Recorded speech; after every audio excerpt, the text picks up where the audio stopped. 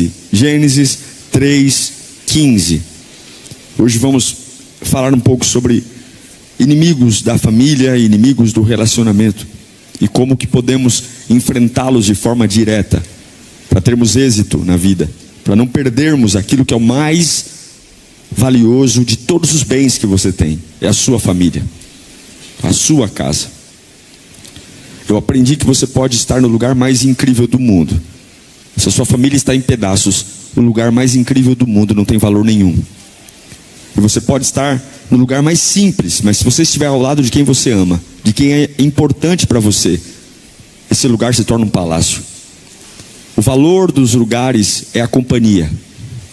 Nunca é se o lençol é de linho egípcio, se as plumas do travesseiro são nobres, mas é quem está conosco.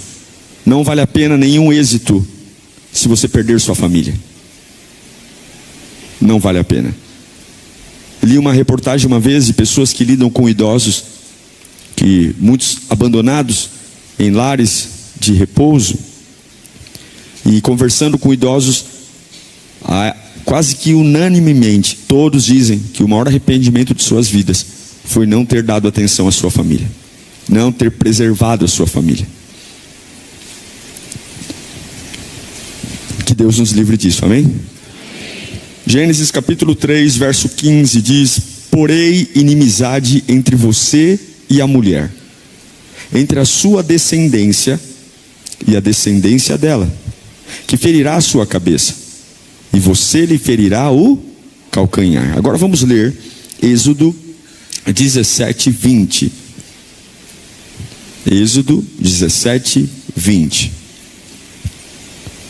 Diz assim: e ele jurou, por causa da mão levantada contra o trono do Senhor, o Senhor fará guerra contra Amaleque de geração em geração. Vamos orar? Feche os seus olhos. Fala conosco, Senhor, nesta noite. Estamos aqui por tua causa, não há outra razão se não for o Senhor. O Senhor é a nossa alegria, o Senhor é a nossa esperança. O Senhor é o motivo de estarmos aqui, e sabemos que existem hostes malignas tentando impedir que tua palavra chegue ao meu coração. Mas eu te peço agora, fala comigo. Fala, porque teu servo ouve, queremos ouvir a tua voz. É o nosso desejo, em nome de Jesus. Amém. Graças a Deus. Antes de existir as guerras que nós vemos hoje, já existia uma guerra de sementes.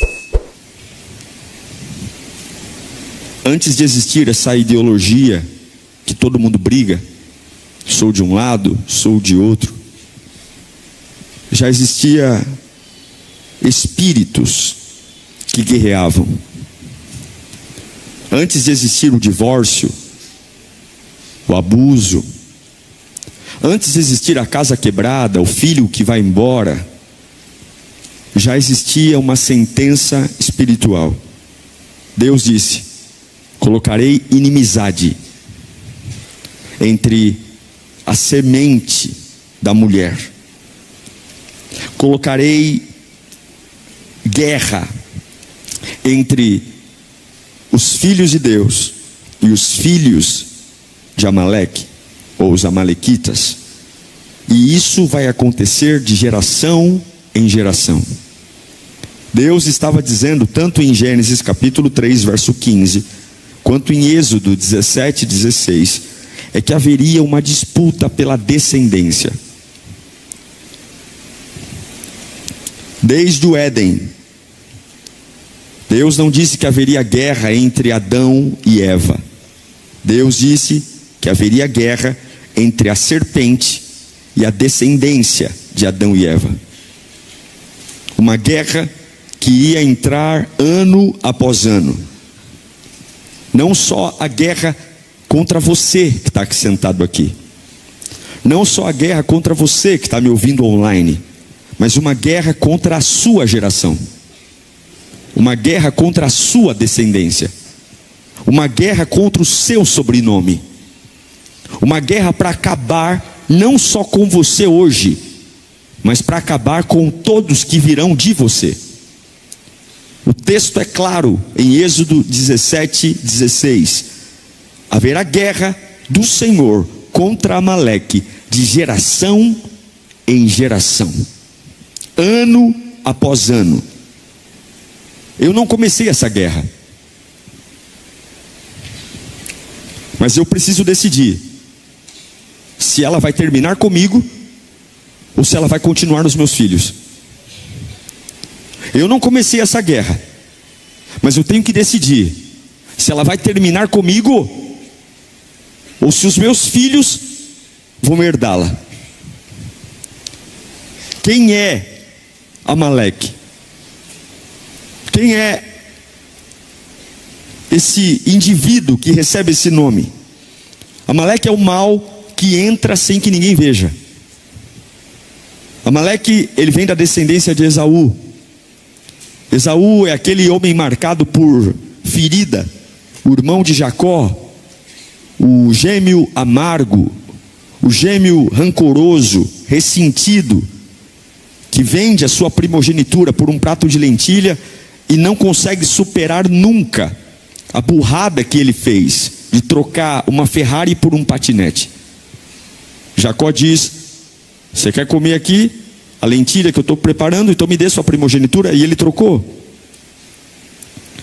E desde então Esaú se tornou um homem ferido, e Amaleque descende de Esaú. Mas para nós, biblicamente, historicamente, os amalequitas são um povo. Mas para nós, Amaleque é um espírito, é um padrão, é um sistema diabólico que entra na nossa família sem que a gente perceba e arrebenta com tudo. O espírito de Amaleque é o espírito que tenta destruir aquilo que Deus quer levantar nas futuras gerações. O espírito de Amaleque é o espírito que atua para acabar com a sua descendência. Uma família que servia a Deus, de repente se torna uma família de prostitutos. Uma família que servia a Deus, de repente se torna uma família de alcoólatras. Uma família que servia a Deus, de repente se torna uma família de drogados. Uma família que servia a Deus, de repente se torna uma família de ateus. Esse é o espírito de Amaleque, que vai trabalhar de geração em geração. Há uma guerra. E onde é que o amalequita entra? Onde é que o Amaleque trabalha? A Bíblia diz: o primeiro inimigo do povo de Israel, depois de sair do Egito, foram os amalequitas. A primeira guerra institucional bíblica do povo de Deus foi contra os amalequitas. Está lá em Êxodo, capítulo 17, verso 8. Sucedeu que os amalequitas vieram e atacaram os israelitas em Refidim. Refidim é um lugar de descanso. O povo estava no deserto, cansados, exaustos, com sede, reclamando da sede. Deus vai lá e orienta Moisés a tirar a água da rocha. Eles agora bebem água. E enquanto eles estão matando a sede com a água que sai da rocha, quem aparece? Os amalequitas. Eles aparecem num lugar de descanso, num lugar onde eles estavam fracos, e começaram a beber água. Porque essa é a tática dos amalequitas. O inferno não te ataca quando você está cheio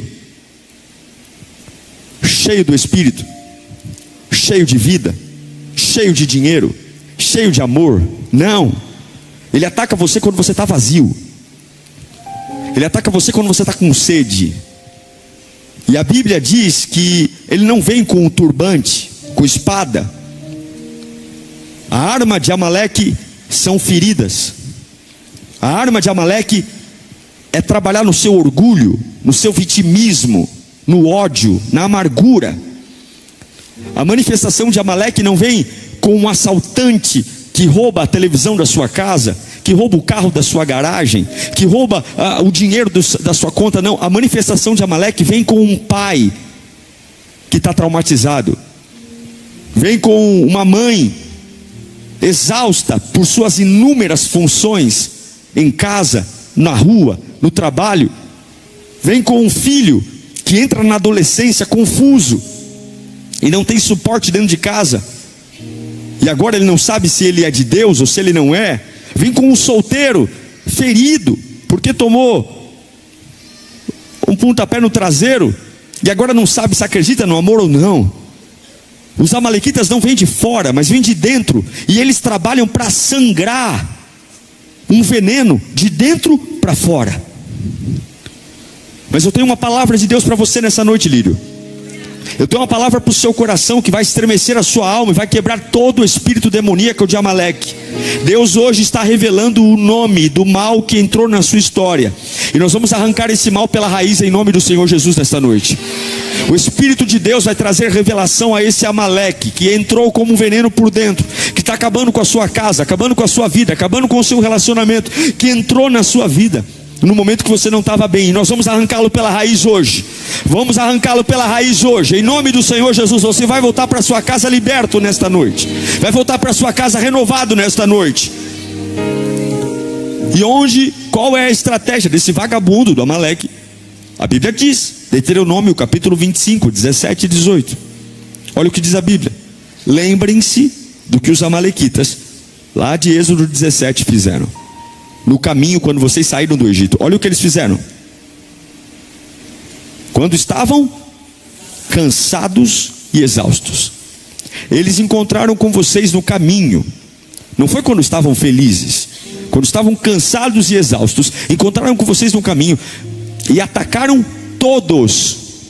Todo mundo atacou? Não. Todos os que ficaram para trás. Eles não atacaram todos, atacaram todos que ficaram para trás. Não tiveram temor de Deus. Amaleque ataca quem fica para trás. Amaleque ataca quem está cansado. Amaleque ataca quem está cansado emocionalmente. Amaleque ataca quem está desanimado espiritualmente. Essa é a tática dele. Ele não vai em cima de todos. Ele olha para a família, ele olha para os filhos, ele olha para o casal e ele vê aquele que está para trás. Por isso, cuidado com aqueles que você deixa para trás, porque eles serão alvo do espírito demoníaco de Amaleque. Amaleque ataca aqueles que estão atrasados por dentro, aqueles que o coração esfriou, que não se conecta mais com Deus. Quem são aqueles que ficam para trás? É aquele marido que não fala mais nada. Ele chega no trabalho, ele toma banho, ele não dá boa noite para ninguém, ele não fala com os filhos, ele não cumprimenta a esposa. Ele senta no sofá, liga o jogo, assiste o jogo e vai dormir. É aquela esposa que só sobrevive, não tem alegria, não tem prazer, não tem nada. A alegria dela é fazer a rotina de casa. É o filho que vive trancado no quarto. Ele é um alvo para Amaleque, para entrar, porque ficou para trás. É a filha que não se abre mais, que não diz o que está acontecendo, que está entrando na puberdade, que está conhecendo amiguinhos na faculdade, que está tendo uma ideologia entrando na cabeça dela, mas ela não fala. É o casal que dorme junto, mas não tem mais intimidade, não tem mais conversa. É o solteiro que diz claramente: eu nunca vou casar, porque não tem mulher que presta, não tem homem que presta, e vive pulando de cama em cama, tendo prazer aqui, prazer ali. É quem decidiu: eu não amo mais ninguém, eu só me protejo. Amaleque não acaba com o casamento quando você vai ao cartório fazer divórcio. Amaleque acaba com o casamento no dia que você se desconecta por dentro de alguém que você ama. São lares que todo mundo tem um quarto, todo mundo está em casa, mas ninguém está conectado a ninguém mais. É cada um na sua. É esse perfeito ambiente que Amaleque entra, e ele diz: qual da família ficou para trás? A brecha que você ignora vira a porta que Amaleque usa para entrar. A situação que você ignora vira a brecha que Amaleque usa para entrar. O problema que você não enfrenta vira a brecha que o espírito de Amaleque usa para entrar. Mas eu declaro hoje, levante sua mão para cá, em nome do Senhor. Eu estou pregando a palavra, enquanto estou pregando, anjos estão sendo enviados na sua casa. Eu estou pregando aqui, aqueles que ficaram para trás, haverá um reboliço na tua família. Eu declaro isso hoje em nome de Jesus. Levanta a mão, eu declaro que Deus está fechando portais que você nunca nomeou, mas que já estavam drenando o amor da sua casa. Hoje essa torneira é fechada, aleluia. Eu estou pregando para alguém aqui. Hoje essa torneira é fechada, hoje esse vazamento é fechado, hoje essa hemorragia é estancada, hoje hoje eu declaro que ninguém vai ficar para trás mais, em nome de Jesus. Eu declaro um avivamento chegando na tua casa hoje, em nome de Jesus. Amaleque não vai destruir, Amaleque não vai arrebentar. Hoje nós vamos pisar na cabeça desse demônio e declaramos avivamento. O mal não vai reinar no meu lar. É uma guerra entre sementes. Gênesis 3,15 diz que haveria inimizade entre a descendência. Está aqui, ó. Porém, inimizade entre você e a mulher, entre a sua descendência e a descendência dela. Deus está dizendo: haverá inimizade entre a descendência da serpente e a descendência da mulher. Gênesis 3,15 está dizendo que haverá uma guerra de linhagem. Nunca haverá um acordo, uma guerra de sobrenome, uma guerra de mesa, uma guerra de herança emocional, ano após ano, um querendo destruir o outro, nós destruindo as obras das trevas, e as obras das trevas tentando nos destruir. Apocalipse capítulo 12, verso 17, expressa a mesma realidade. O dragão irou-se contra a mulher e saiu para guerrear contra o restante. De novo a palavra descendência. O dragão irou-se contra a mulher e saiu para guerrear contra o restante da descendência dela, os que obedecem os mandamentos de Deus e se mantêm fiéis ao testemunho de Jesus. A revelação é que a mulher aqui simboliza a igreja. Deus carrega em nós a incumbência de gerarmos filhos de Deus. A igreja é a noiva, a figura do povo de Deus. E o dragão quer devorar o filho da mulher. O dragão não quer o vestido da mulher. O dragão não quer o sapato da mulher. O alvo do dragão não é nem a mulher. O alvo do dragão é impedir que a mulher gere o que está no seu ventre. É impedir que a mulher, que é o povo de Deus, gere filhos de Deus. E quem são os filhos da mulher? São aqueles que vão ser convertidos através de nós. Nossos filhos, nossos netos, nossos parentes, nossos amigos. O objetivo não é só destruir o casamento hoje. Não, o diabo não quer nem que se destruir seu casamento, mas é destruir o modelo do casamento que leva seus filhos a copiar. Não é só separar. Muitas vezes o diabo nem quer te separar da tua mulher. Basta vocês viverem mal. Basta vocês darem aos seus filhos o exemplo do que é ser infeliz no casamento. A forma como fala com a esposa, a forma como fala com o marido, a forma como lida. E aí meus filhos vão começar a copiar um padrão desgraçado de família. Não, o diabo não quer acabar com você. Amaleque não quer acabar com você. Amaleque quer acabar com a sua descendência. Ele não quer só ferir você. Ele quer usar a sua dor para deformar a próxima geração. Seus filhos serem pessoas doentes, porque a sua dor os marcou. Pais doentes. Amaleque não briga por hoje. Não, Amaleque não está brigando por hoje. Amaleque está brigando pelo que você nunca vai viver se você desistir agora. Amaleque está brigando por aquilo que Deus te prometeu. Amaleque está brigando pela vitória dos seus filhos. Mas eu declaro que você não será o último saudável da sua linhagem. Eu declaro que você não será o último abençoado do seu sobrenome. Eu declaro que a bênção de Deus não vai morrer em você. Eu declaro isso. Eu declaro que você não é uma exceção, você vai ser a regra. Eu declaro que você será o primeiro da geração curada, e a partir de você virão filhos curados, netos curados, bisnetos curados. Eu declaro que os planos de Amaleque estão caindo por terra agora. Aos planos de Amaleque, eu não serei o único. Minha família, minha descendência não será afligida por Amaleque. Não será. Sua casa não será tocada por Amaleque. Mas ele trabalha dessa forma. Como que Amaleque se manifesta, pastor? Ele não chega dizendo, eu sou o diabo. Não. Ele aparece com pai seco. duro, irônico, uma mãe amarga, uma crítica amarga, filhos que zombam de tudo, não tem respeito, não tem temor a Deus, não levam nada a sério, irmãos que não se falam por conta de uma briga de herança, um terreninho bobo que o pai deixou de herança, e agora os irmãos não se conversam mais, porque você não dá a minha parte. Famílias que brigam por opinião política, pessoas que agora não vão se encontrar no Natal, porque um vota no Lula e outro vota no Bolsonaro. Gente que responde no WhatsApp atravessado. É aí que Amaleque entra.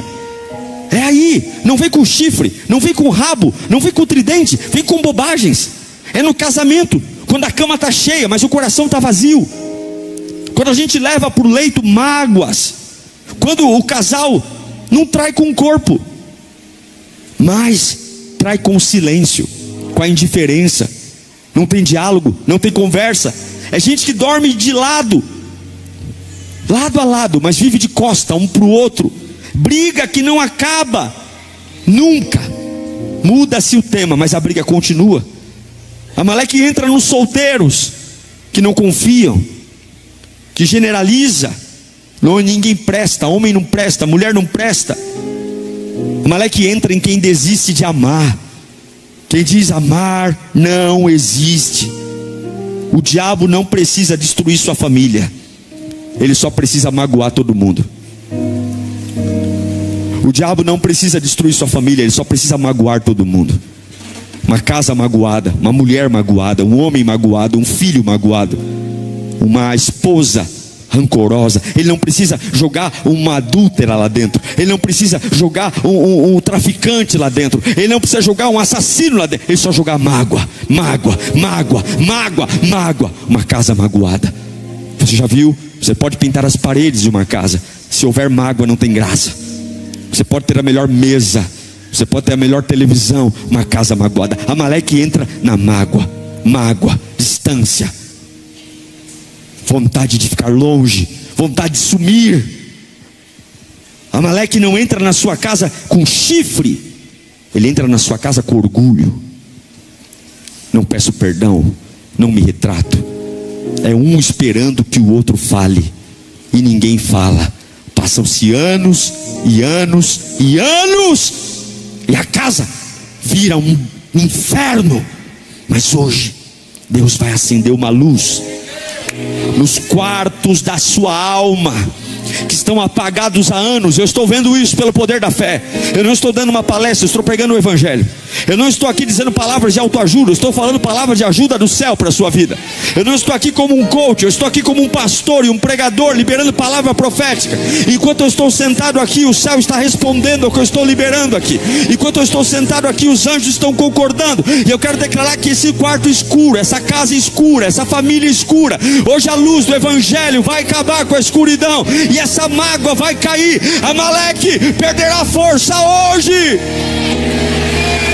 Repreenda comigo, diga: Amaleque, eu te vejo hoje, e acabou a patifaria.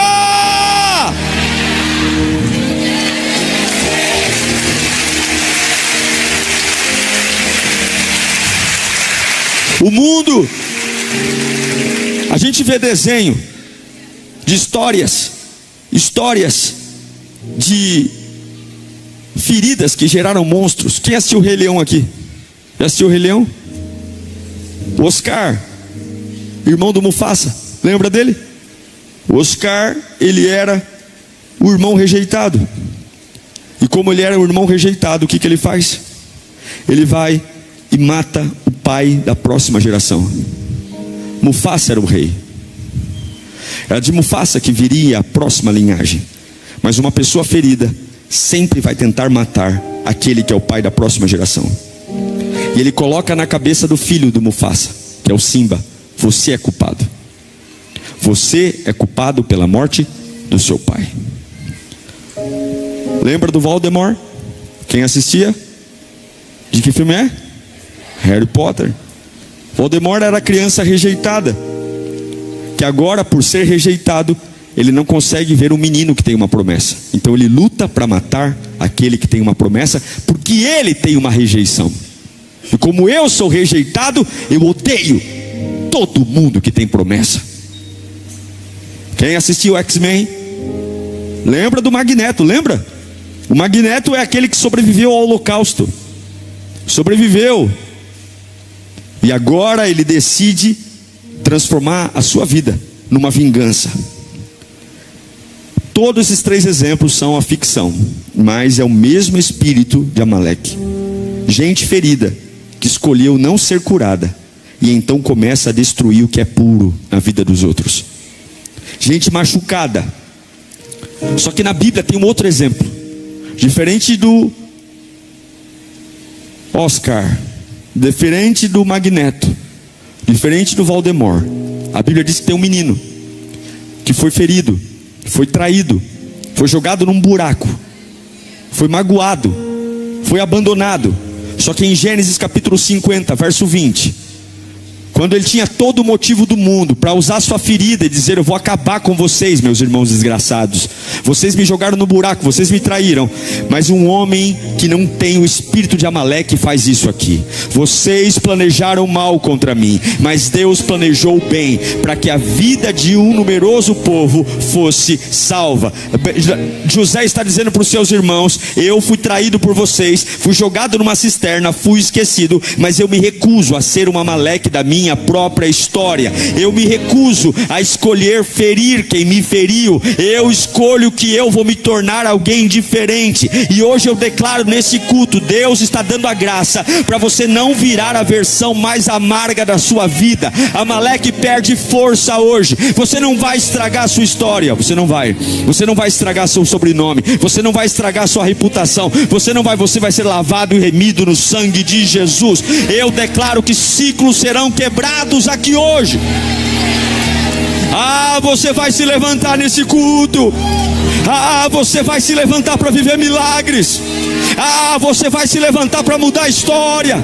Você vai chegar na sua casa depois desse culto aqui hoje, e eu não sei se o seu sobrenome é Silva, se o seu sobrenome é Santos, se o seu sobrenome é Pereira. Eu só sei de uma coisa: você não nasceu nessa família para ser qualquer um. Hoje Deus te dará uma bandeira, e você vai levantar uma bandeira no meio da sua família e dizer: aqui Amaleque não reina, aqui quem reina é a semente da palavra de Deus, de geração em geração. Aleluia! Digno é o Cordeiro de Deus.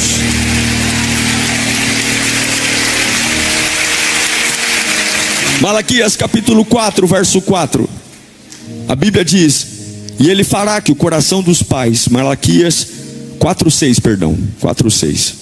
E ele fará que o coração dos pais se volte para os seus filhos, e o coração dos filhos para os seus pais. Do contrário, se o coração do pai não for para o filho, e se o coração do filho não for para o pai, do contrário, eu virei e castigarei a terra, separando-a para a destruição. Deus está falando o seguinte: se não houver reconciliação entre o pai e o filho, e entre o filho e o pai, eu trarei destruição. Porque um pai e um filho desconectado amaldiçoa a terra. Um filho e um pai desconectado amaldiçoa a terra. É isso que a Bíblia está falando. Quando o pai vira rival do filho, quando o filho vira acusador do pai, quando as gerações não se ouvem mais, mas se julgam, quando ao invés de um derramar para o outro e ser como uma fonte, mas há uma interrupção, é um legado interrompido pela mágoa. Quantos filhos hoje magoados com os pais? Quantos pais hoje magoados com os filhos? E Malaquias diz que se o filho não se converter ao pai, e o pai não se converter ao filho, eu virei e castigarei a terra. Lembra do Absalão? Absalão era filho de Davi. Ele tinha uma mágoa do pai. Um filho ferido que virou inimigo do pai. E eu me lembro de Eliseu. Eliseu não era filho biológico de Elias. Eliseu era um filho espiritual. E aquele filho que clamou: pai, meu pai. E quando ele clamou, meu pai, ele recebe o manto. a capa de Elias, a unção de Elias, porque Absalão grita contra o pai por dor, mas Eliseu grita por honra. Um quer roubar o trono, outro quer a unção.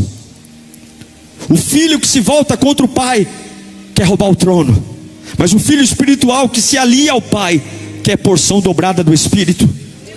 Deus está levantando uma geração nessa igreja de Eliseus e não de Absalãos. Deus está levantando uma geração de filhos que amarão seus pais, que respeitarão seus pais, e pais que respeitarão seus filhos. Gente que não repete trauma, mas gente que resgata a promessa. Gente que não vomita a dor, mas gente que declara que o óleo do Espírito cura toda a dor. Gente que não fica traumatizando como uma fábrica, um traumatiza o outro. Eu sinto muito pelo que aconteceu antes de você, mas você pode mudar a partir de agora. O Espírito Santo pode te dar uma nova palavra, o Espírito Santo pode te dar uma nova mente. Eu não sei para que eu estou pregando aqui, mas eu declaro que hoje nós vamos vencer o espírito de Absalão e de Amaleque. Vamos vencer. Sua casa não vai ser uma porcaria, sua casa vai ser uma bênção. Seus filhos vão ser melhores do que você. Seus filhos vão ter mais Deus na vida deles do que você. Aí você pode olhar para mim e dizer: pastor, mas hoje isso não é um fato, hoje eu não vejo isso. Mas você não pode desistir, porque eu estou pregando a palavra, e a palavra não está relacionada hoje, a palavra está relacionada sobre o amanhã. Essa palavra já está abrindo portais, essa palavra já está quebrando cadeados, essa palavra já está quebrando correntes, essa palavra já está abrindo avenidas no deserto, essa palavra já está preparando um grande avivamento que virá. Quantos creem nisso? E eu quero rapidamente, para orarmos, como vencer o espírito de Amaleque. Primeiro, fala comigo: expor a ferida. O que você esconde te governa. Encare o que está acontecendo. O que você esconde te governa. Pare de varrer conversa para baixo do tapete. Confronte. Abra o assunto. Dê nome à dor. Conte o que quebrou. Porque aquilo que você chama de não é nada, é uma bobagem. É aí que Amaleque entra. Essa bobagemzinha que você ignora, é aí que Amaleque entra. Esse negócio que vai passar, é aí que Amaleque entra. É aí. Aquilo que você não cuida. Deus hoje vai pôr luz em dores escondidas de 10 anos atrás, 20 anos atrás, 30 anos atrás. Deus vai colocar luz hoje. Nós vamos curar isso hoje pelo poder da palavra. Nós vamos curar isso hoje. Exponha a ferida. 2, quebre a narrativa de vítima. O vitimismo é o combustível de Amaleque.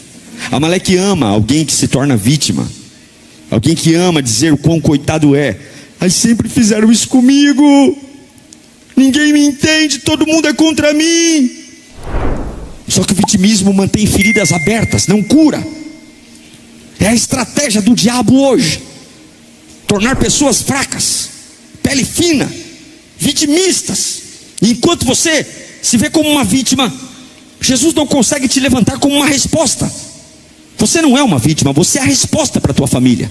Você não é uma vítima, você é uma resposta para quem trabalha com você. Você não é uma vítima, você tem o sangue de Jesus. Você não é uma vítima, você tem o poder de Deus. Você não é uma vítima, você tem a palavra. Você não é uma vítima, você tem o Espírito Santo. Você não é uma vítima, você tem a revelação de que Deus está com você. Você não é um coitado, você é um homem tomado da presença de Deus. Como é que você pode ser uma vítima se você tem Jesus? Você não é uma vítima, você é lavado na promessa de que o arrebatamento vai acontecer e nós vamos morar com Deus. Você não é uma porcaria, você é uma resposta. Levanta a mão e grita: eu sou uma resposta. Você é uma resposta para a sua geração. Você não é uma vítima, você é a resposta para os problemas daquele seu parente que está usando droga. Você é a resposta para aquela sua mãe depressiva. Você é a resposta para aquele teu chefe atribulado. Você não é uma vítima, você é uma carta viva da palavra de Deus, que quando abrir a boca haverá sinais, haverá prodígios. Quantos podem dar um glória ao Senhor, porque você é uma carta viva?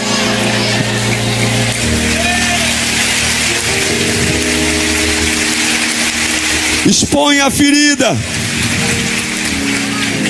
Quebre a narrativa de vitimismo. 3, restaure a honra entre pais e filhos.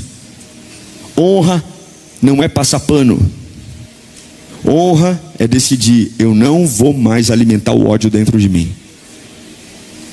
Pare de alimentar o ódio. Filhos precisam perdoar seus pais limitados. Muitas vezes você tem um pai e uma mãe limitada, que talvez nunca vai entender o que você se sentiu, como você se sentiu diante de uma situação. Talvez teu pai e tua mãe nunca vai entender o porquê que você reagiu como reagiu. Você pode ter com eles várias e várias conversas, mas talvez eles não consigam compreender você mais. E você precisa aprender a perdoar os pais limitados. Pais que assumem falhas e não tem medo de perder a autoridade. Pais que já perceberam que erraram com os filhos, mas o orgulho não deixa de dizer: filho, eu errei, me perdoe, filho, me perdoe. Não, eu não vou pedir perdão, eu sou pai dele, nunca. Mas sabe que está errado, sabe que falhou. Isso é restaurar a honra dentro de casa. É gente que começa a ligar, que manda mensagem, que faz ponte, que se esforça, que sabe que tem um muro, mas já pegou uma marretinha para começar a quebrar esse muro. Eu não sei quanto tempo vai demorar para eu derrubar, mas eu vou derrubar. Eu não vou ficar mais separado. A maior herança não é o dinheiro, é pai e filho sentado à mesa sem veneno. A melhor herança não é carro ou apartamento, a melhor herança é mãe e filho, pai e filho que se abraça sem diferença. E eu declaro que haverá uma restauração na tua família, aleluia. Eu declaro que haverá uma restauração na tua casa. Pastor, mas não depende de mim. Depende sim, porque você tem a maior arma que já pode existir nesse mundo, que é o Espírito Santo de Deus. Depende de você sim. Deus vai organizar encontros que você nunca imaginou viver. Deus vai te dar viagens com a sua família que você nunca imaginou viver. Deus vai resgatar esse tempo perdido, te dando dupla honra. Eu declaro, não se lamente pelos anos que passaram. Deus te dará a oportunidade de ainda em vida resgatar momentos que vão ser poderosamente vividos.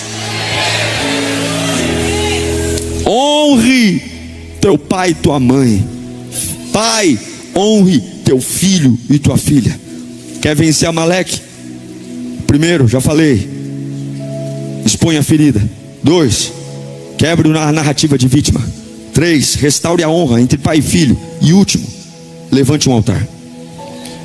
No mesmo capítulo onde em Êxodo 17 os amalequitas apareceram, no meio da fraqueza dos hebreus, Moisés construiu o quê?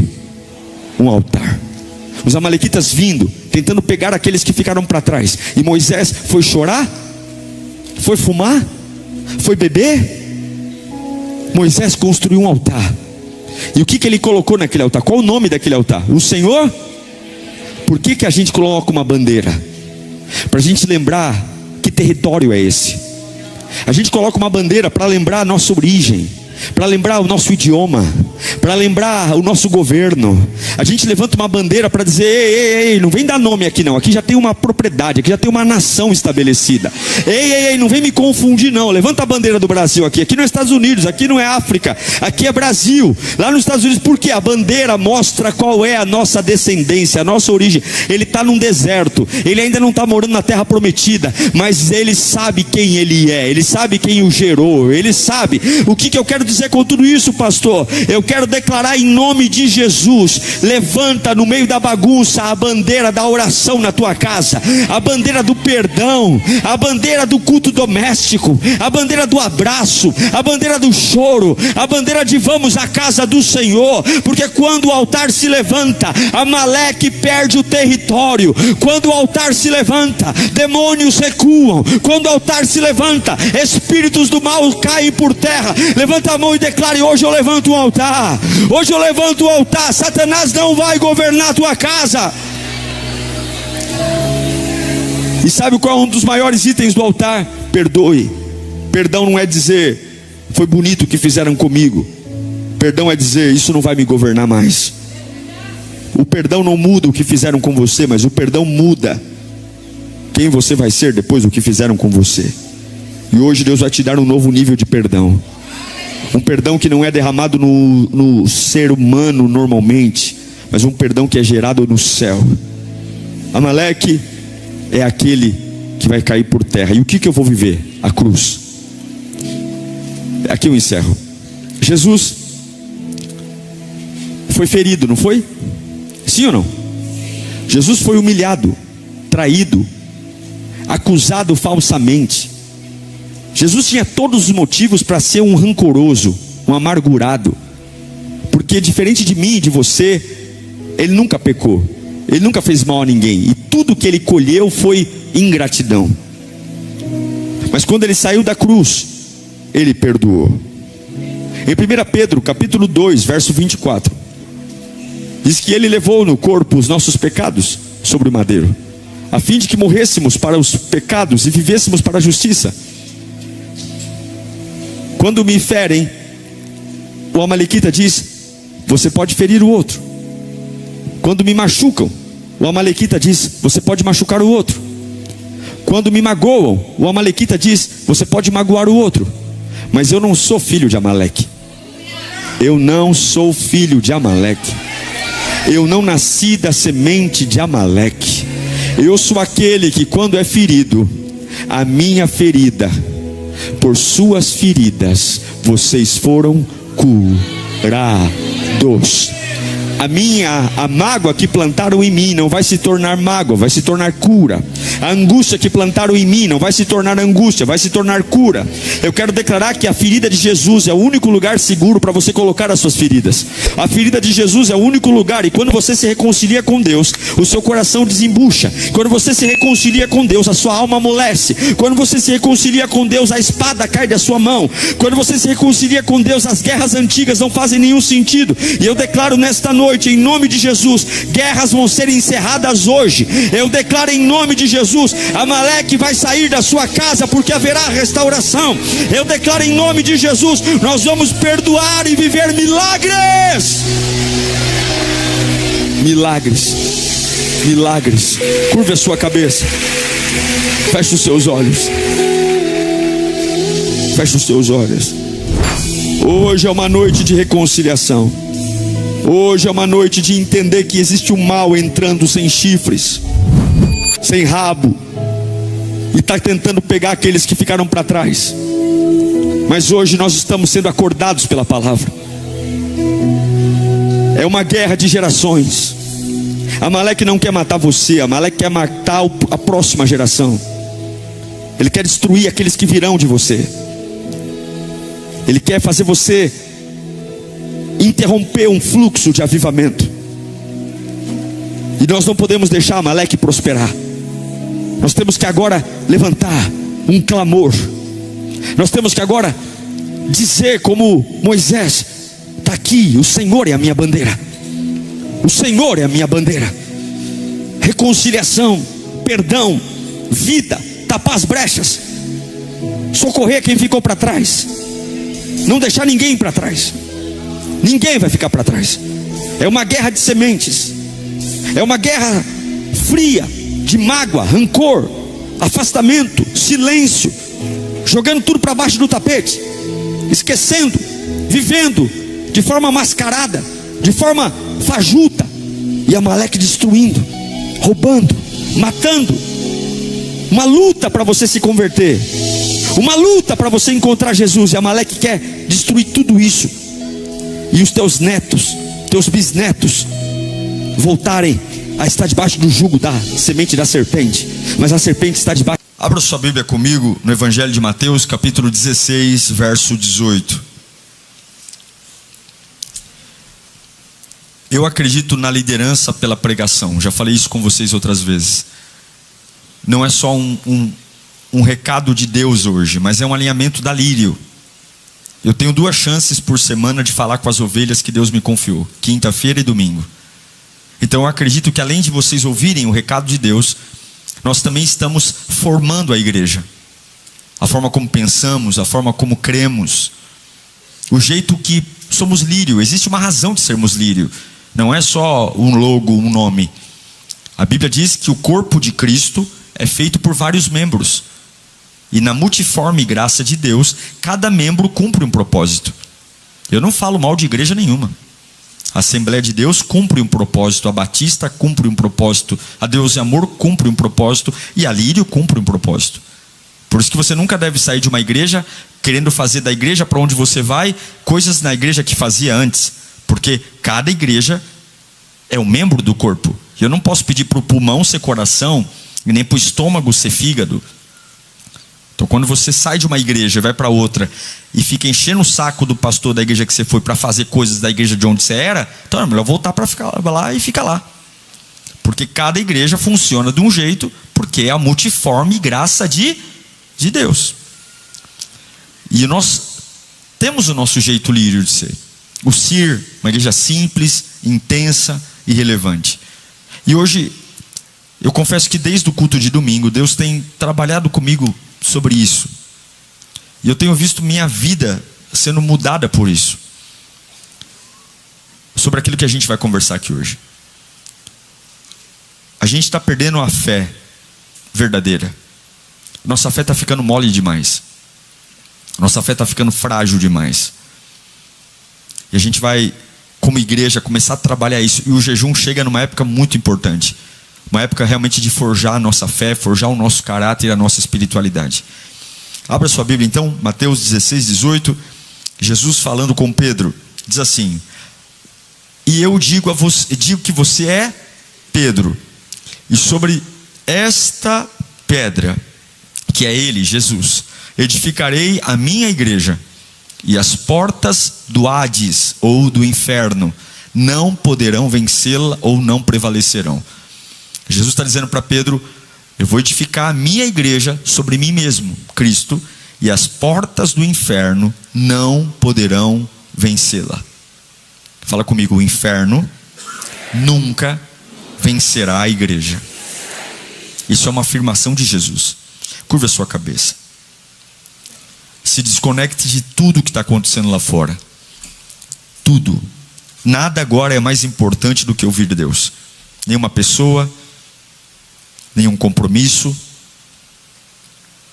nenhuma agenda, nenhuma resposta de WhatsApp. Nada é mais importante do que você estar aqui agora. Esteja aqui. Existem lutas do mundo espiritual para você sair daqui, mas você tem que forçar para ficar aqui. Fala conosco, Senhor. Fala conosco, Espírito Santo. Quebra toda a maldição, toda a cadeia, todo o grilhão. Nós oramos por vida, oramos por libertação, oramos por avivamento. Fala conosco. Levanta-nos enquanto te ouvimos. Cura-nos enquanto te ouvimos. Acende-nos enquanto te ouvimos. Restaura-nos enquanto te ouvimos. Esse é o nosso desejo, em nome de Jesus. Amém. Há um tempo em que a fé perdeu o tom da guerra.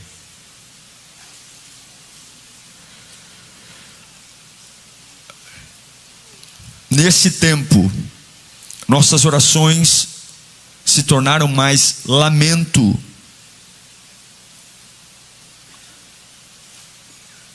Nossas orações estão mais ligadas ao termo me livra do que me usa. Me socorre do que me levanta. A gente tem visto filhos de Deus que deveriam ser temidos, começando a ter medo de tudo. Jesus diz para Pedro: as portas do inferno terão medo da igreja.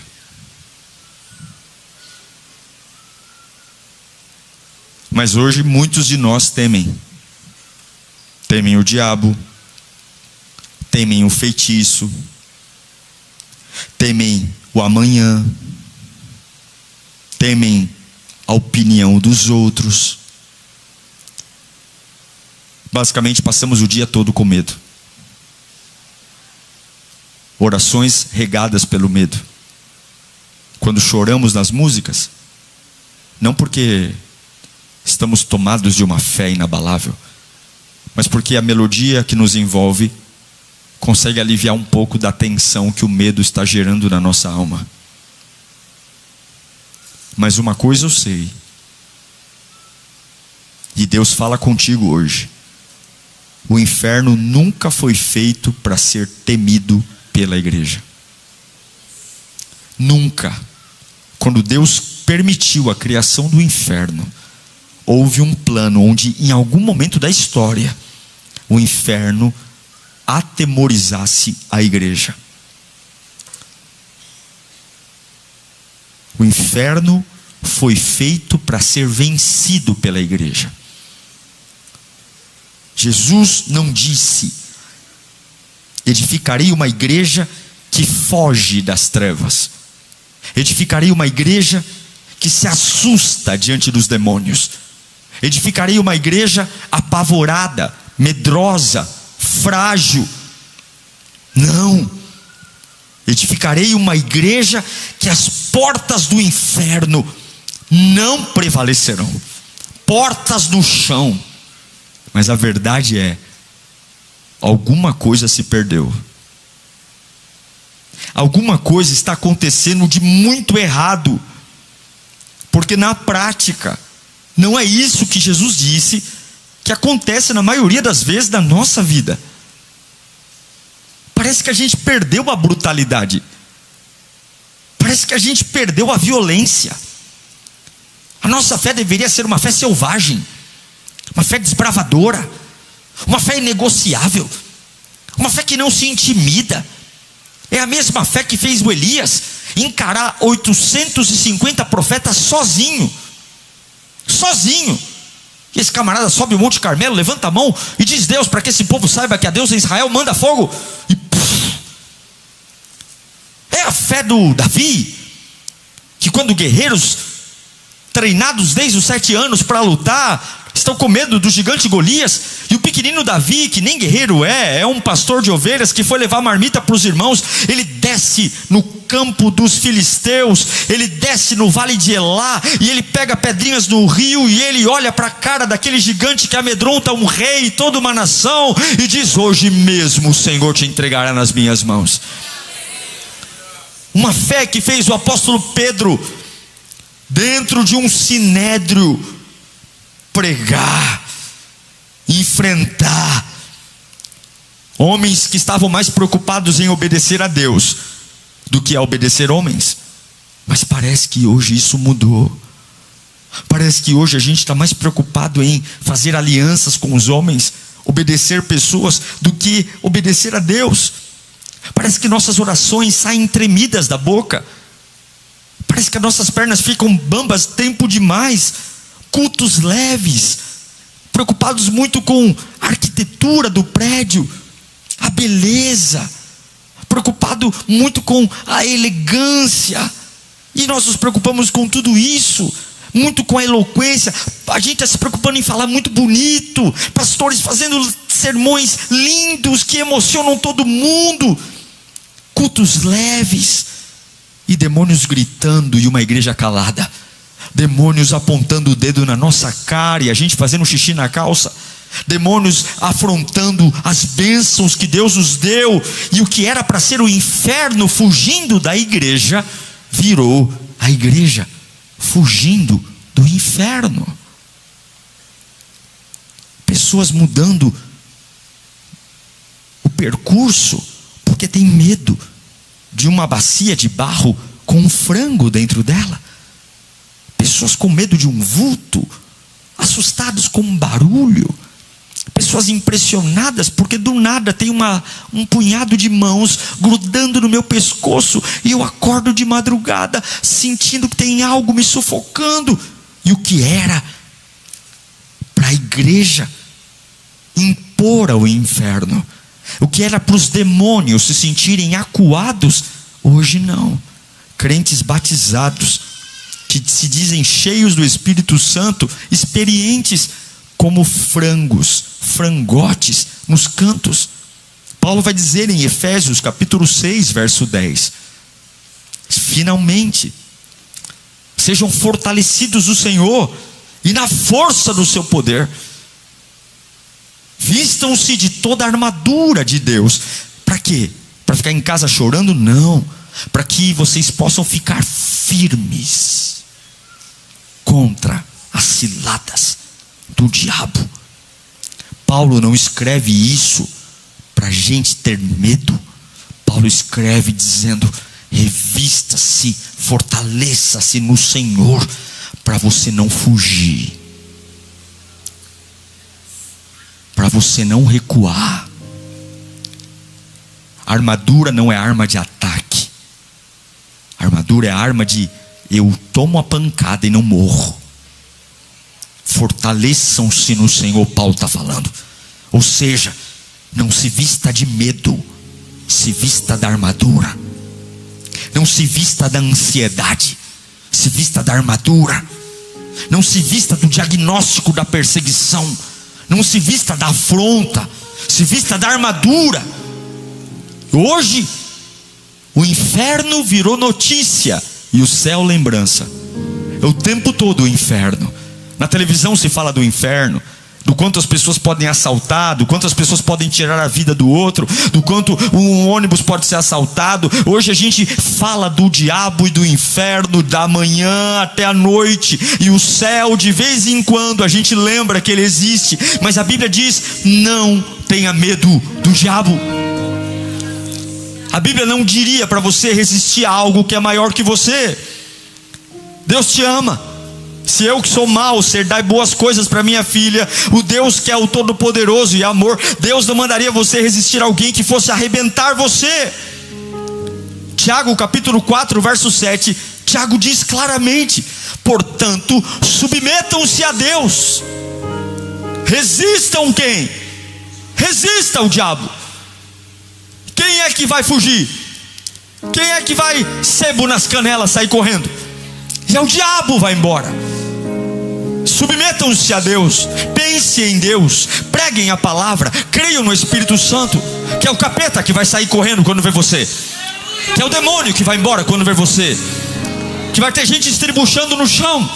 Não é o crente assustado, correndo de alguém que ameaça pôr o nome na boca do sapo, mas é aquele que ameaça colocar seu nome na boca do sapo, que sabe quem vai se lascar é o sapo e é ele, porque quem vai correr é aquele que se levanta contra o ungido do Senhor. Resistir ao diabo é resistir. E o que é resistir, pastor? Resistir é olhar para a tempestade e não recuar. Não recuo. Olha, eu estou em minoria, mas eu não recuo. Eu não tenho recurso, mas eu não recuo. É olhar para um corpo cansado depois de trabalhar o dia inteiro, sono, fome, um monte de coisa acontecendo, pensamentos obscuros querendo entrar na minha cabeça, e eu vou olhar no espelho e dizer: hoje não, Satanás. Hoje não, inferno. Hoje não, medo. Porque quem tem o Espírito que carrega o mesmo poder que ressuscitou Jesus dentre os mortos, não baixa a cabeça para demônio, não baixa a cabeça para Satanás, não baixa a cabeça. Que negócio é esse de crente com medo de escuro? Que negócio é esse com crente com medo de assombração? Que negócio é esse com crente com medo de vulto? Que negócio é esse com crente com medo de barulho à noite? Se tiver barulho, é a asa do anjo que está batendo no teu quarto. Se tiver barulho, é a glória de Deus que está descendo. Se tiver barulho, é a manifestação da Shekinah. Eu não sou alguém que tem uma fé mansa, e esse é o problema. Estamos perdendo a brutalidade. Estamos ficando gourmetizados demais. Pastores gourmetizados demais, conferências gourmetizadas demais, igrejas gourmetizadas demais. Estamos ficando muito frescos, estamos ficando muito enjoadinhos, muito mansos, muito passivos, quando nossa fé é brutal, nossa fé é selvagem, nossa fé é violenta. Porque o Espírito que habita em nós não negocia com o inferno. O Espírito que habita em nós, ele destrói as obras do inferno. O Espírito que habita em mim não negocia com o demônio. O Espírito que habita em mim esmaga demônios. O Espírito que habita em mim não pede licença para o diabo. O Espírito que habita em mim atropela demônios. Nossa fé tem que ser brutal. mas estão tentando colocar na sua cabeça uma fragilidade. O diabo percebeu que ele não pode destruir a igreja, porque a igreja é do Senhor. Mas ele percebeu que ele não precisa destruir a igreja, ele só precisa enfraquecê-la pela emoção. Ele faz da igreja ser uma igreja medrosa. Um monte de crente ansioso, um monte de crente cheio de dúvida, um monte de crente frouxo, líderes que usam o medo para segurar membro na igreja, pastores e líderes manipuladores, porque quando o medo cresce, o governo também cresce. Quer controlar a massa? Encha uma massa de medo. E quando o medo cresce, o controle cresce e a fé morre. Cristo morreu na cruz para não ter intermediários. E hoje, pastores falam tanto do mundo das trevas, tanto de demônios, pastores e líderes, e dá a impressão que só eles sabem expulsar demônio. E aí nós temos milhares de pessoas que ficam submissos a um cajado de exploração, um cajado de manipulação, onde pessoas não pensam mais, porque para comprar um carro eu tenho que pedir a opinião do meu pastor, para comprar uma casa eu tenho que pedir a opinião do meu pastor. Se meu pastor não atender de madrugada, eu não sei o que eu vou fazer da minha vida, porque só o meu pastor expulsa demônio, só o meu pastor tem o xiriguidum lá para pôr o diabo para correr, só o meu pastor tem as palavras certas, né? O Cicim Salabim, só o meu pastor consegue mandar o mandrake lá, porque eu sou uma porcaria, eu sou um lixo. E hoje há igrejas onde se fala mais de inferno do que do céu. Hoje tem crentes que falam mais do diabo do que da obra de Cristo. Hoje tem pessoas que é mais me ajuda Senhor do que me enche Senhor. Ó Senhor Jesus, tira esse pensamento ruim do que dizer me encha do Espírito Santo. Um povo que cresce acreditando que o inferno é mais perigoso do que o céu. Um povo que cresce acreditando que o diabo tem mais criatividade do que o Espírito Santo. Um povo que vai à igreja não para receber a vitória de Deus, mas vai lá porque tem medo do que o capeta está fazendo. Mas Jesus não morreu para te deixar refém de ninguém. Foi para a liberdade que Ele nos libertou. E eu quero declarar que o mesmo sangue que cobre o altar cobre você. O mesmo sangue derramado na cruz do Calvário cobre você. O sangue de Jesus está sobre nós, igreja. O sangue de Jesus está sobre a nossa cabeça, Lírio. O sangue de Jesus está sobre nós. E a mesma autoridade que está sobre Cristo, que o ressuscitou dentre os mortos, também está sobre todo aquele que ressuscitou com Ele. Você é lavado e remido no sangue do Cordeiro. A minha Bíblia diz em Marcos capítulo 16, verso 17 e 18: estes sinais acompanharão ao quem? Aos que creem. Acompanharão os pastores, os bispos, os apóstolos, os semideuses, acompanharão os gurus, acompanharão aqueles que se aproveitam do medo. Não, minha alegria é o dia que você não precisar que eu ore por você. Não porque eu tenho preguiça, mas porque eu não quero estar entre você e Deus. Eu não sou um pastor que vai estar aqui para ocupar o lugar de Jesus na sua vida. Isso aqui não é preguiça, isso aqui é maturidade. Porque eu não posso acompanhar você todos os dias, eu não posso atender todos os seus WhatsApps, eu não posso. Mas a Bíblia diz que aqueles que creem acompanharão os sinais. O que vão fazer? Em meu nome expulsarão demônios, falarão em novas línguas, pegarão em serpentes, e se beberem algum veneno mortal, não lhes fará mal algum, e imporão as mãos sobre os doentes, e esses ficarão curados. Quem vai fazer tudo isso? Quem vai fazer tudo isso? Quem crê? Quantos creem aqui em nome de Jesus? Eu creio que a minha casa pertence ao Senhor. Eu creio que o diabo está debaixo dos meus pés. Eu não tenho medo do escuro, eu não tenho medo de barulho, eu não tenho medo de feitiço, eu não tenho medo de nada. Eu tenho o sangue de Jesus e eu creio em Jesus. Creio em Jesus, você expulsa demônio. Creio em Jesus, você vai falar em novas línguas. Creio em Jesus, você vai orar por cura. Creio em Jesus, há poder sobre a tua vida, há poder sobre a tua mente, há poder sobre o teu coração. Ele disse aos que creem, e se você crê, o inferno te conhece. É por isso que o diabo tenta convencer você que você é um fraco, que você é uma porcaria. É por isso que o diabo quer entrar na sua cabeça para você ter uma oração ridícula, uma oração medrosa. E ele vai dizer, esse aí não sabe nem quem é o Deus que ele serve, porque o diabo sabe quem é Jesus. O diabo já enfrentou Jesus, e ele sabe que não tem como vencê-lo.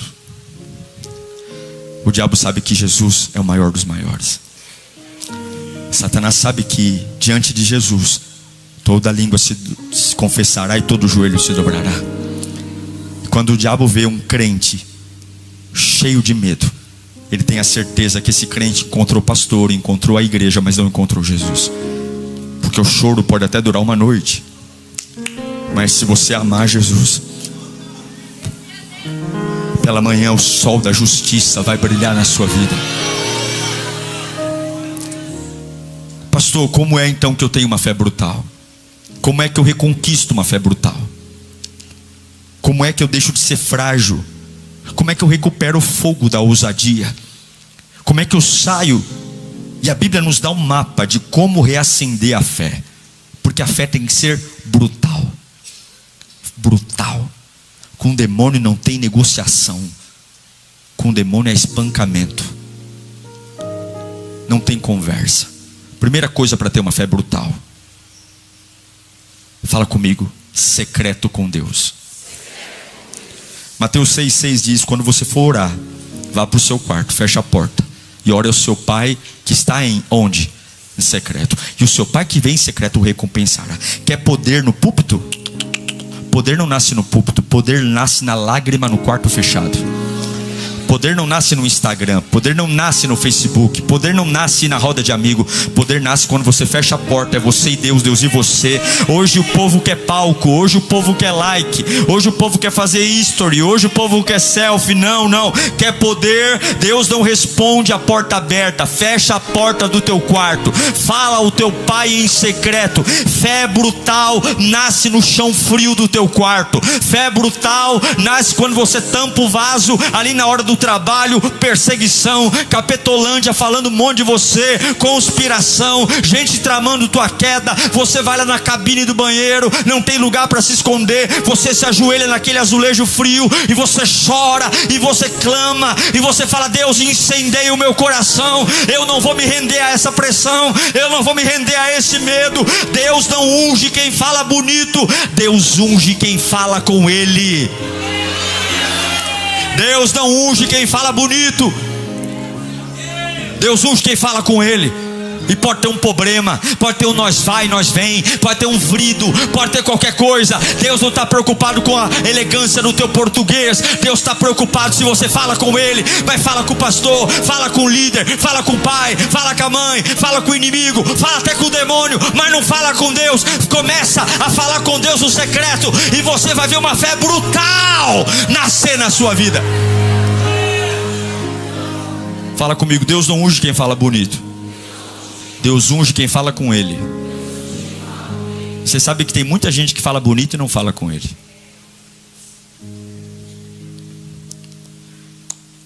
Tem muita gente que tenta fazer a obra de Deus sem Deus. E essa é a maior tragédia do ser humano.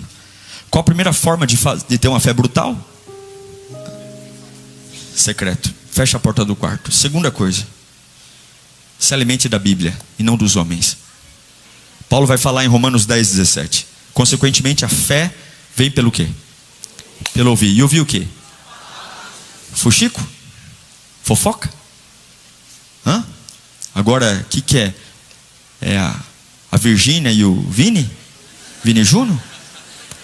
O que é? É sobre isso que a gente quer vencer o diabo? Hã? É o Dudu Camargo na fazenda? Não. A fé vem pelo ouvir. E ouvir a palavra.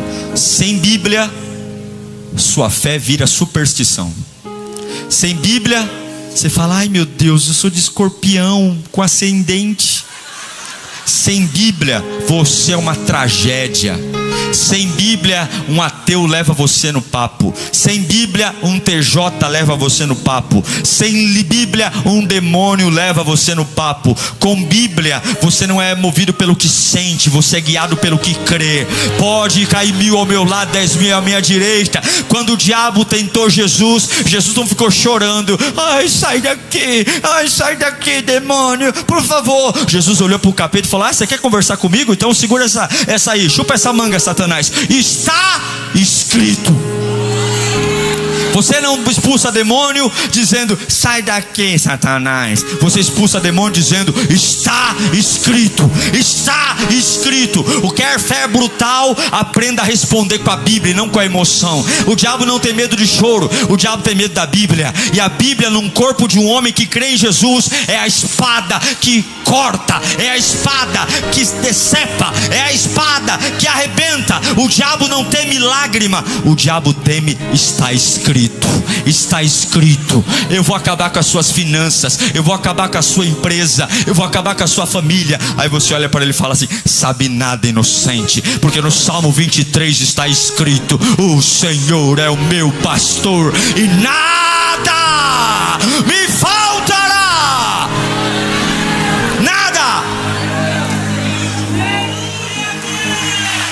Nada me faltará.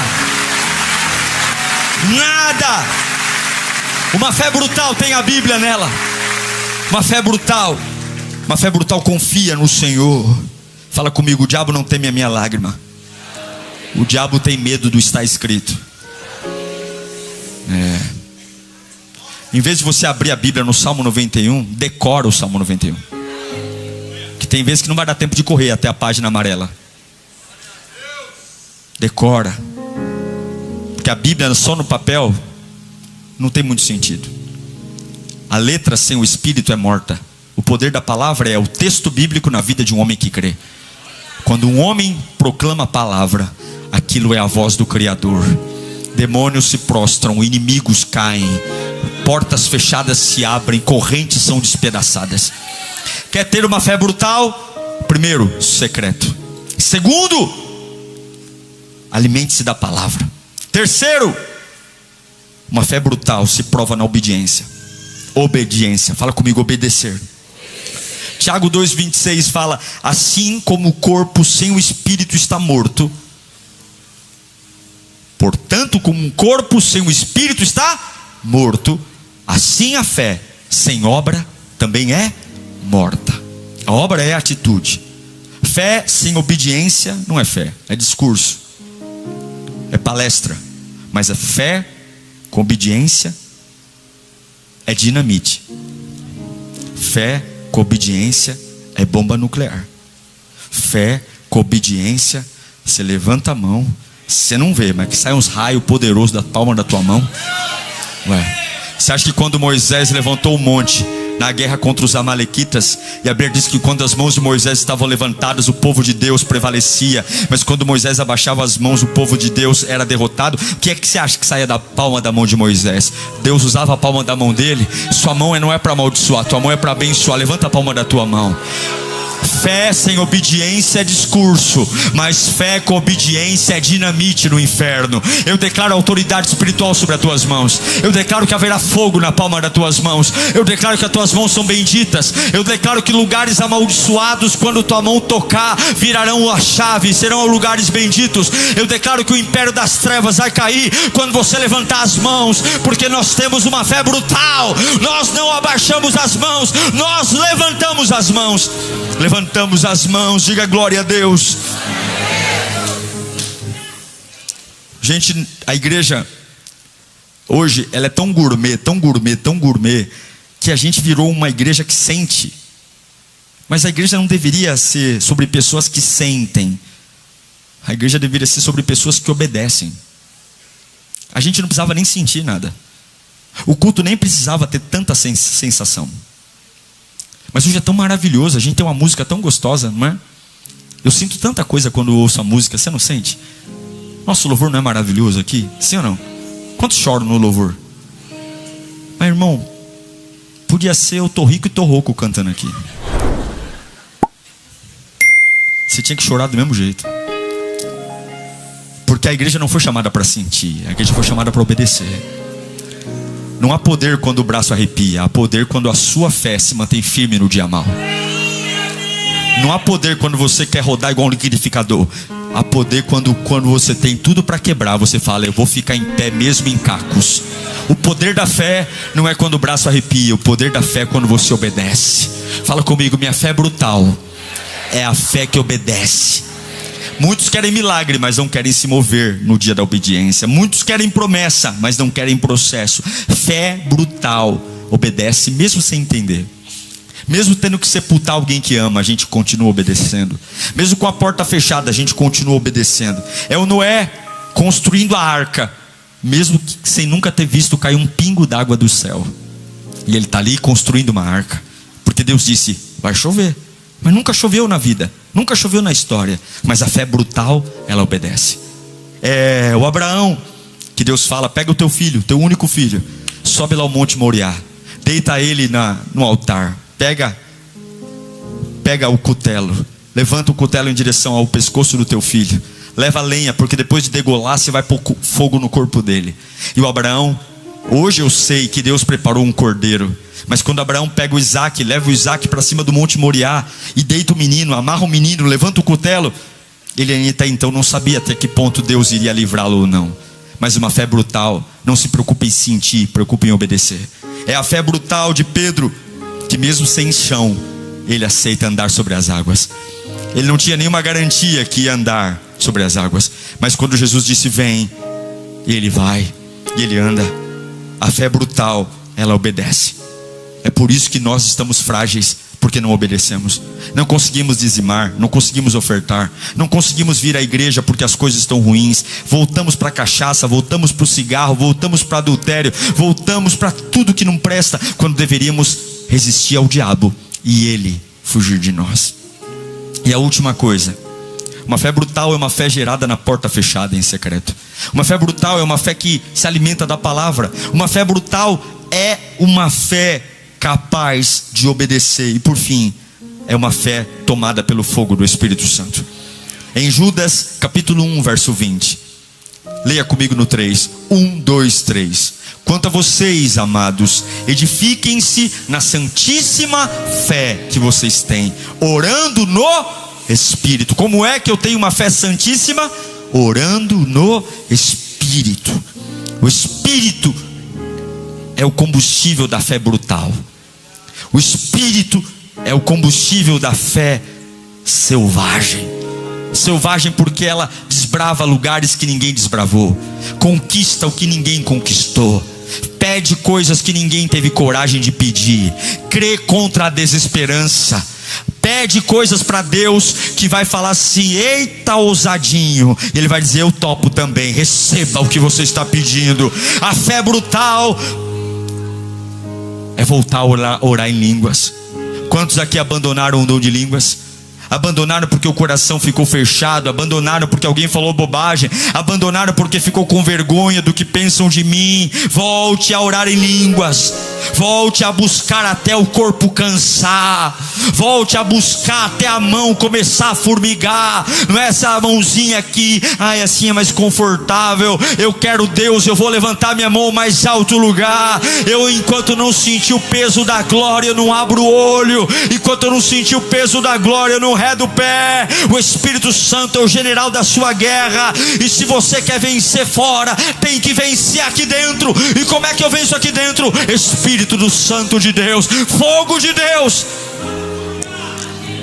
Uma fé brutal nasce da porta fechada em secreto, nasce da palavra no meu coração, da obediência do Espírito Santo. A única fé para nós orarmos que o inferno respeita é a fé brutal. Em Atos capítulo 19, versículos 15, homens tomaram uma surra porque tentaram expulsar demônios. E o diabo olhou para eles e disse: olha o que o diabo disse para pessoas que estavam querendo pagar de homens de Deus. Satanás olhou para eles e disse: eu conheço Jesus, eu sei quem é Paulo, mas vocês, quem vocês são? E sabe o que o diabo fez depois disso? Deu uma surra neles. O diabo sabe quem é Jesus. A pergunta é: Satanás sabe quem é você?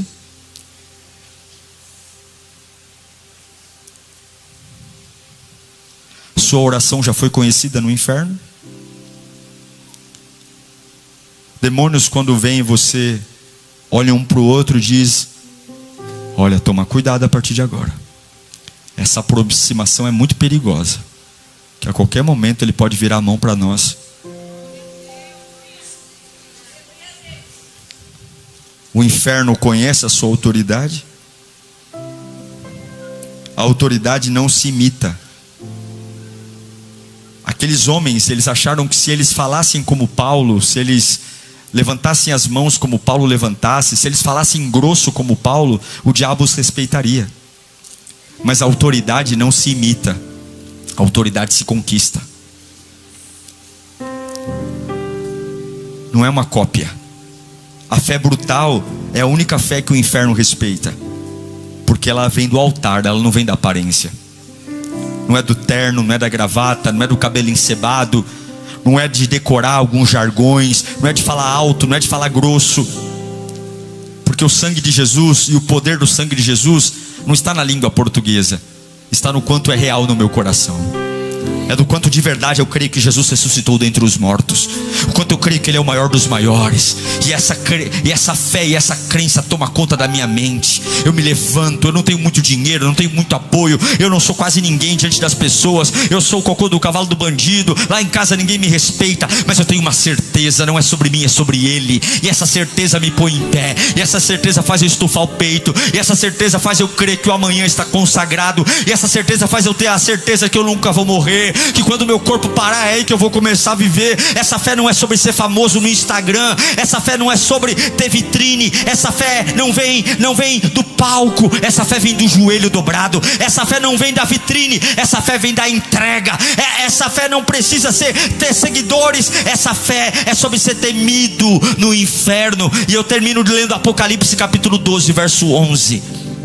Aqueles que venceram, Apocalipse 12, 11. E eles o venceram pelo quê? Por falar bonito? Não, pelo sangue do Cordeiro e pela palavra do testemunho. Não é palavra qualquer, é palavra do... Qual é a palavra do testemunho? É como você vive, é o jeito que você acorda de manhã, é o jeito que você passa o dia, é o jeito que você trabalha, é o jeito que você cria os seus filhos. A palavra do testemunho não é quando você abre a Bíblia e diz Deus está falando. Não, é quando você não abre a Bíblia, é quando você não abre a boca, mas você mostra. É como você vive, é como você compra, é como você vende, é como você é casado, é como você namora, é como você passa o teu tempo. É a palavra do testemunho que deram, e diante da morte não amaram a própria vida. Eu encerro dizendo que o diabo venceu muitos crentes, fragilizando eles. Satanás venceu muitos crentes pelo trauma. Mas hoje, nesse dia 9 de outubro, e talvez você vai assistir essa pregação em outro dia, mas hoje, no dia que você estiver assistindo aí, Deus está levantando uma geração que vai vencer pelo testemunho. Homens e mulheres que não recuam, homens e mulheres que oram até o chão tremer, homens e mulheres que jejuam até o inferno perder o fôlego, homens e mulheres que adoram até a atmosfera mudar, até o ambiente mudar, até a virtude descer. Homens e mulheres incansáveis, homens e mulheres que olham para o inferno, que esperam uma igreja quieta, uma igreja passiva, uma igreja gourmet, uma igreja que fala bonitinho, uma igreja cheia de curso, uma igreja cheia de melindre, uma igreja onde as mulheres estão mais preocupadas em não quebrar a unha, e os homens mais preocupados em ver se o topete está arrumado. Não, mas uma igreja que se levanta santa, que sopra o Espírito de Deus sobre os mortos, e onde havia morte, a ressurreição. Uma igreja valente, uma igreja que entra em lugares obscuros e proclama a luz do Evangelho, uma igreja incansável, que vive o que Paulo diz a Timóteo em 2ª carta de Timóteo, capítulo 1, verso 7. Leia comigo no 3, 1, 2, 3. Pois Deus não nos deu um espírito de covardia, mas de poder, de amor e de domínio próprio. Deus não me deu o espírito de covardia. Eu não sou um crente covarde. Eu não tenho espírito covarde. Eu não faço orações covardes. Eu não canto como um covarde. Eu não vivo como um covarde. Eu não trabalho como um covarde. Eu não vou pastorear a igreja como um covarde. Eu não vou pedir, dá licença, Satanás, ou tu sai da frente, ou eu vou passar por cima. Porque a minha fé não é uma fé covarde. A minha fé é uma fé brutal, selvagem. Levanta a mão para cá. Hoje Deus te unge para a batalha. Hoje não para fugir, para avançar. Hoje não para reclamar, para conquistar. Levanta a mão, coloca para mim Jeremias 1,18. Eu quero profetizar esse texto. Você vai receber com a mão levantada. Hoje Deus manda eu dizer a você: faço de você uma cidade fortificada, uma coluna de ferro e um muro de bronze contra toda a terra, contra os reis de Judá, contra os seus oficiais, contra os seus sacerdotes e contra o povo da terra. Levanta a mão para cá. Hoje o Espírito Santo está forjando uma nova estrutura em você, tirando do campo do medo e colocando no campo da fé, transformando você em uma muralha de guerra. Você vai voltar a orar com autoridade, vai voltar a repreender o mal sem ter medo, vai voltar a andar com confiança, vai voltar a ser temido por quem você é diante de Deus, mas porque vive em você. Eu declaro hoje que o céu declara em você: o tempo da fé leve acabou, o tempo da fé brutal começou, o tempo da oração covarde cessou, o tempo da fé tímida acabou. Chega de viver acuado. Declara comigo: é tempo de guerra, é tempo de confronto, é tempo de fogo. Eu acordei agora, em nome de Jesus. Levante-se do seu lugar. A ordem é: chute a porta do inferno. A ordem de Deus para você é: bicuda na cara do cão, chute no cão, bicuda na cara do cão, chute no inferno. Pô demônio para correr. Vai chegar em casa, ao invés de ficar torcendo para dar certo, torcendo para não ficar doente, já levantando a mão e repreendendo o câncer, repreendendo o mal. Você vai ficar torcendo para não ficar doente. Jabes, a mãe dele falou: teu nome é dor, teu nome é dor. E ele falou: mamãe, vai lamber sabão. Eu vou falar com o papai. Papai, me abençoa. Papai, alarga a minha fronteira. Papai, que a tua mão seja comigo. Papai, livra-me do mal e da dor. E Deus atendeu a oração de Jabes, porque Deus topa. É tu que não tem coragem. Eu vou chutar a porta do inferno. Eu vou chutar a depressão e a ansiedade.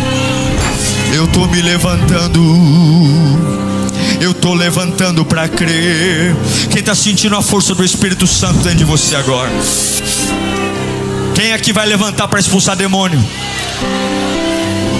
Alguns acham que tem que ter carteirinha de pastor, não é isso que a Bíblia diz.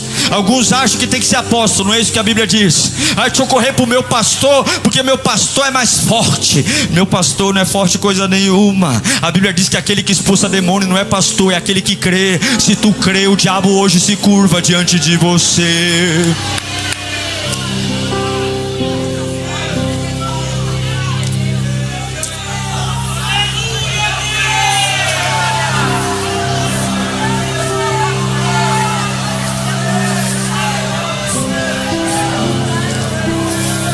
O inferno inteiro diz: Eles não vão conseguir.